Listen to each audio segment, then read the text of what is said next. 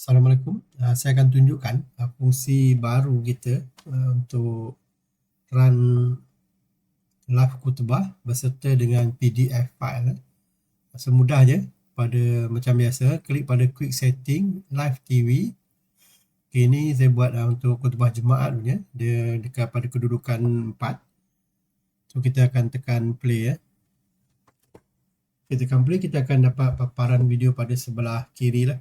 Tapi kalau untuk Jumaat, kalau kita nak besarkan paparan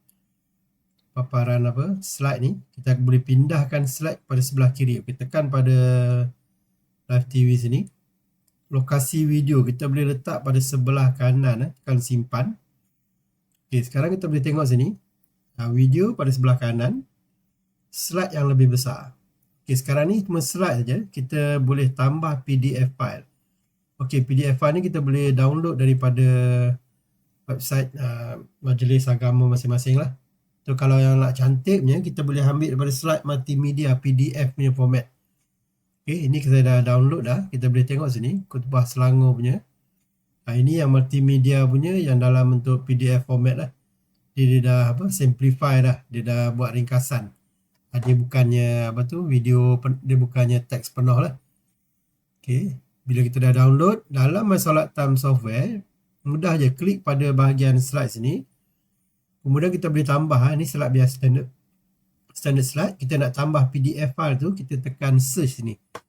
Tekan search, pergi pada folder download. Khutbah Selangor tadi yang multimedia. Walaupun file dia lebih besar daripada 4 MB, kita boleh kata yes lah, kita nak download juga.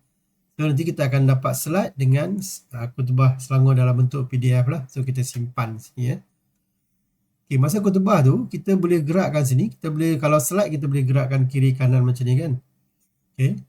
So sama juga untuk PDF. Bila kita tekan sini, ini adalah PDF format tu. Bila dekat PDF format tu, kita boleh scroll dekat mouse kita yang ada scroll bar tu. Mouse yang kita bekalkan memang ada scroll. So kita boleh scroll page dia. Okay. Ni gambar ni dia memang macam ni ya. Original dia memang separuh macam ni. So kita boleh tengok sini. Ni gambar original dia. Kalau kita scroll tadi. Macam ni kan. So sini kalau kita scroll dia memang macam ni ya. Dia bukannya terputus. So dalam MySolatTime ni kita memang display dia dalam stretch mode lah. Dia akan masuk ke seluruhan bahagian skrin paparan. So kita just scroll page guna mouse scroll lah. So macam tu. Live TV masih berjalan. PDF kita boleh gerakkan guna mouse scroll. Waktu solat masih juga kelihatan lah. Tarikh apa semua. So sini kalau kita nak buat solat Jumaat, kita just tekan tajuk sini. Solat, katakanlah khutbah Jumaat. KHUTBN.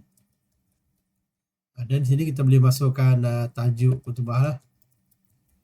Ataupun kita nak masukkan nama khatib kan. Kita tekan simpan. Dia terus tukar di sini.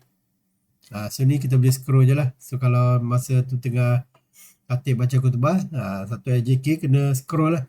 Sekarang kita tak boleh nak detect khatib tu baca cepat ataupun baca lambat.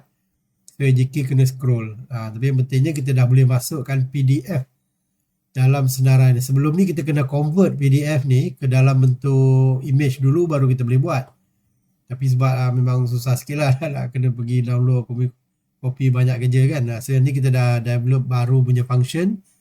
Boleh terus masukkan PDF tu dan terus dipaparkan di sinilah. So kita scroll sampai PDF dan kita boleh scroll PDF ni.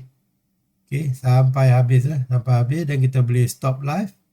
Ataupun kita pindah kedudukan kamera pada kedudukan solat. Kemudian kita boleh stop live. Sistem dia akan run sebagai biasalah. Okay, mudah je. Ni fungsi terbaru. Live TV sini.